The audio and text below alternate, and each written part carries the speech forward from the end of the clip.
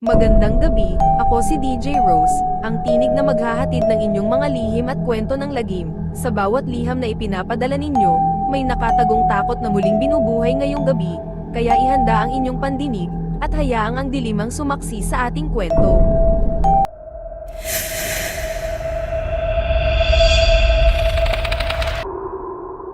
Magandang gabi po, DJ Rose. Ako po si Marco, at nais ko pong ibahagi ang isang kakaibang karanasan ko.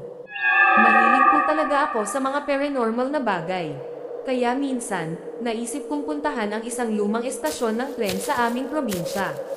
Wala na po itong operasyon, matagal nang iniwan, pero buo pa rin ang riles at ang gusali. Maraming kwento ang mga matatanda, na tuwing hating gabi, may tren daw na dumadaan doon, kahit wala na dapat. Kaya isang gabi, alas 12, dala ko ang aking flashlight at recorder, nagtungo ako roon.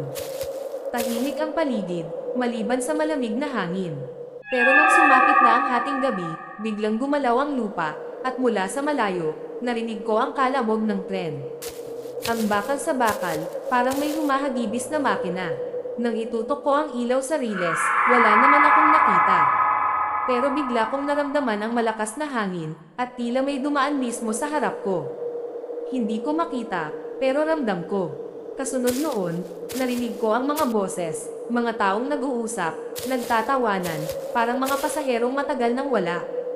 Ang buong estasyon, napuno ng ingay, parang bumalik sa dati nitong sigla. Nang muling sumiklab ang aking flashlight, biglang nawala ang lahat. Tahimik, at sa paanan ko, may isang papel na dahan-daang lumapag. Nang damputin ko, tumayo ang balahibo ko sa nakasulat doon. Sumakay ka na. Hanggang ngayon, DJ Rose, hindi ko alam kung ano ang ibig sabihin nun. Totoo bang may multo ng tren na dumadaan pa rin doon? O baka, inaanyayahan nila akong sumama?